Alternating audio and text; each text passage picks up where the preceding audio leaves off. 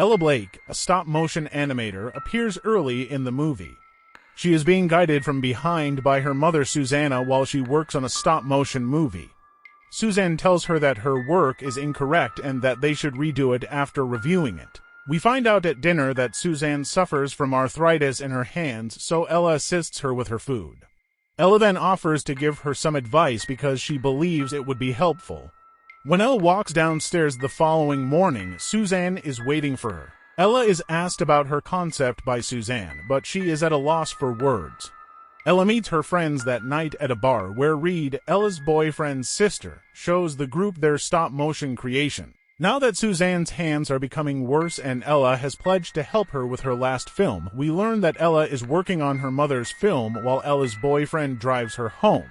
Ella replies that she doesn't have her own voice when he asks if she doesn't want to make her own movies and discover her own voice.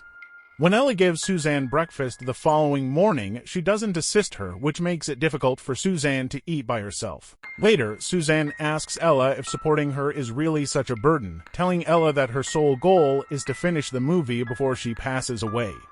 Then, in a furious tone, Suzanne starts teaching Ella, and then a light starts flickering. Ella is instructed by Suzanne to disregard it and return to her work. Nevertheless, Ella follows her instructions to stay still, and just then the room is completely darkened by a short circuit that occurs in the lights. Using the flashlight on her phone, Ella finds her mother unconscious, and just as Ella gets close to her, Suzanne strikes her. The doctor tells Ella that her mother has fallen into a coma as we watch Suzanne being admitted to the hospital in the next scene. Later, Ella notices her mother laying on the floor at Tom's house. When Suzanne sees her, Ella's mother changes into a body made of bones and flesh.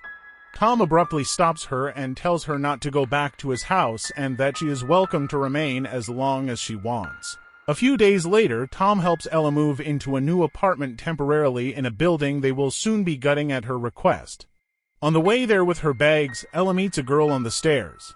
Later, Ella hears a female singing a song while preparing her studio. When she goes outside to investigate, she discovers that several people are leaving the building. When the girl returns later, Ella gives her an explanation of her job. She displays to her a Mrs. Model, Cyclops, which resembles a skeleton inside and has an armature. She clicks the camera and moves the model repeatedly to show how she creates a film. Ella responds that she enjoys it and feels as like she's bringing something to life when the girl asks why she does it. According to Ella, the film is about a Cyclops who exchanged one eye with the gods in order to glimpse her fate, but in the end, she saw her own demise. The girl thinks it's a little dull, and when Ella asks her how she would improve it, she proposes writing a brand new, thrilling narrative. She tells Ella a tale about a lost girl in the woods who is afraid because someone is approaching. Ella responds that the object she is holding is called Mortician's Wax, and that its purpose is to make deceased people's features look better for when their relatives wish to view them. Ella should absolutely make a daughter out of this, the girl advises. Ella is later seen in the woods, where she wakes up to the muffled voice of Tom. She then sees her broken Cyclops models on the ground, and to her amazement, her setup has been transformed into a scene in the woods, complete with a model of a female. She checks her laptop, confused, and is horrified to see a movie that matches the girl's story exactly. Ella's buddy Reed pays her a visit the next day to check on her well-being. After Ella shows her the project, Reed expresses his admiration for it and says it would work well for something they are working on. The girl pays Ella another visit after Reed departs. The girl remarks that the model doesn't look real when Ella shows her the clip. She wants Ella to carve the girl out of a piece of meat she pulls out of the kitchen. Ella first disagrees with the girl's suggestion, but after much persistence, Ella gives up. The female narrates how the guy flees through the woods, where she discovers a house and takes refuge. Ella inquires as to who is coming for her, to which the girl replies that it's a man that nobody wants to meet and that he arrives on 3 evenings. The man's model is then made public when the girl covers it with cigarette ash in response to Ella's question about what to call it. Ella gives it the nickname Ashman. Later, she informs Tom over the phone that her sister came to visit today, and she asks him if it would be all if he kept his sister in the dark about what she was doing. Ella is attempting to fall asleep that night when she hears strange noises. When she emerges to investigate, the girl she meets leads her into the woods and informs her that Ashman must be fashioned from a dead object. She shows her a dead fox and tells her they could use the bones to construct an arm trowel, cover them with skin, and give them a tongue and fangs. Ella simply won't comply, but the girl assures her that she will not tell her the rest of the story.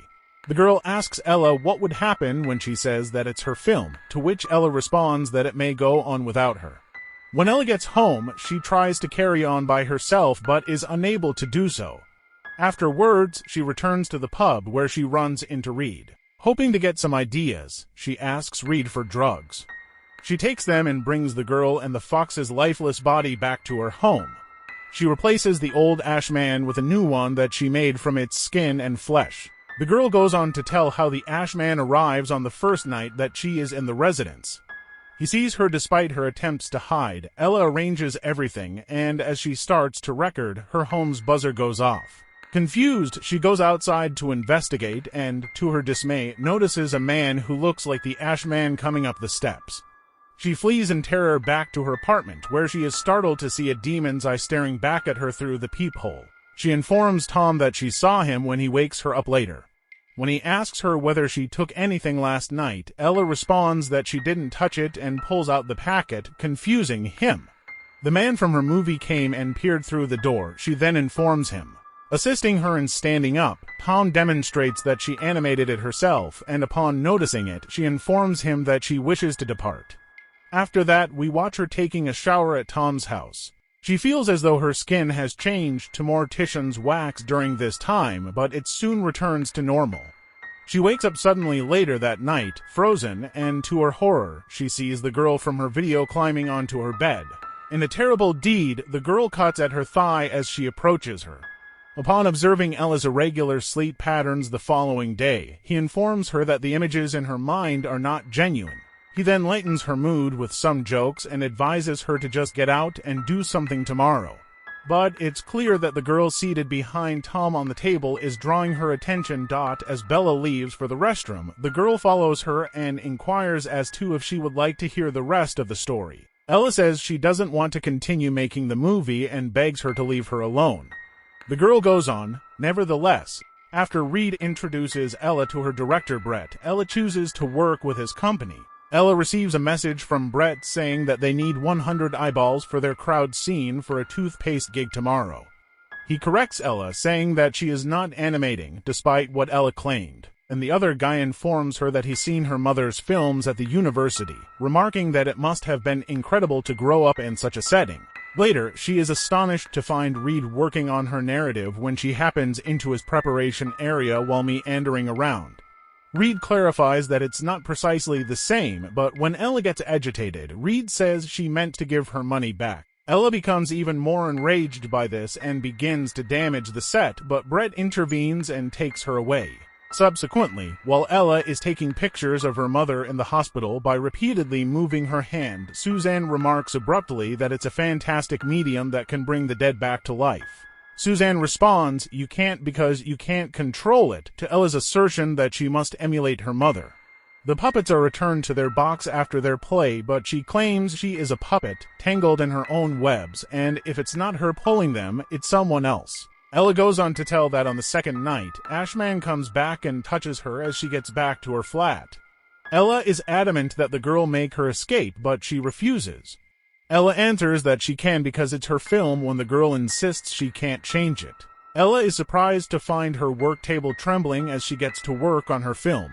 Ella, bewildered, gets up to look into it.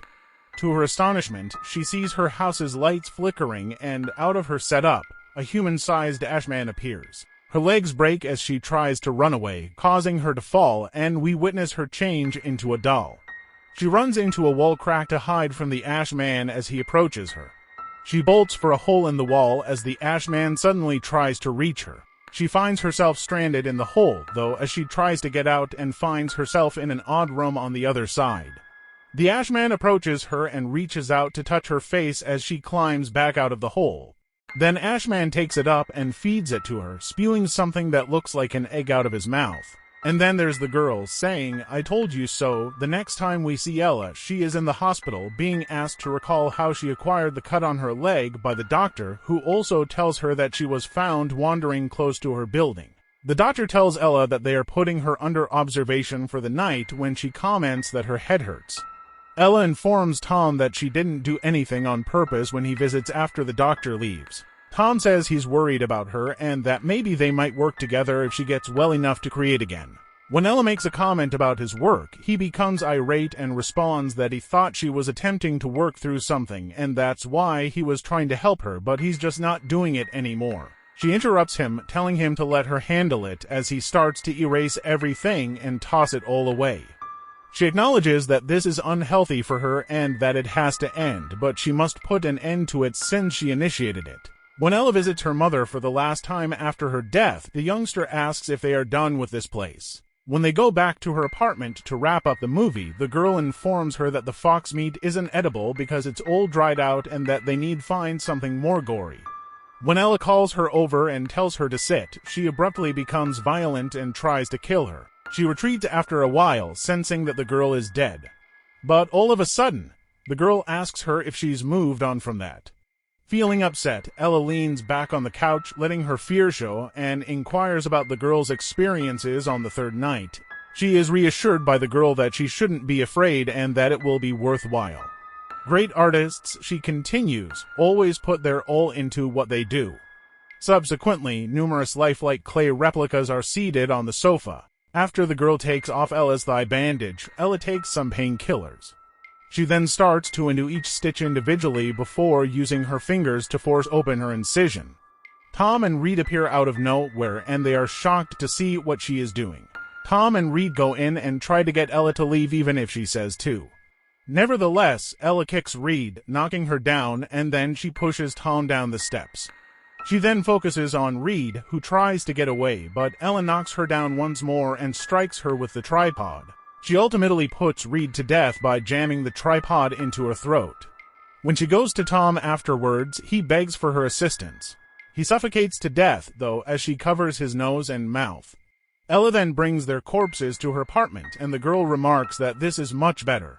She then requests that she take skin off of Reed's thigh in order to use it as a model for her movie. Following this, we witness Ella sculpting to new large figures out of their flesh that are capable of autonomous movement. After making its way toward the girl, the Ashman suddenly turns to face Ella and begins to move in her direction. The girl notices this and says, "This isn't what happened." Ella runs into a closet to hide, but the Ashman starts beating on the door and it suddenly bursts open. Ella takes the wax off her face and gives it to the Ashman, who starts eating it. Later, we witness Ella being eaten by the Ashman. Ella then enters a residence where the girl is using a laptop to watch something, and when Ella gets close to her, she notices her dead body on the screen. Then her attention moves to a nearby crate, which, when she opens it, she finds to be the identical room that she had glimpsed through the hole when she was transformed into a clay model. The movie ended with Ella closing the crate and taking a seat inside. To ensure you never miss any updates on new videos, kindly click the bell icon, subscribe to my channel. Thanks for watching.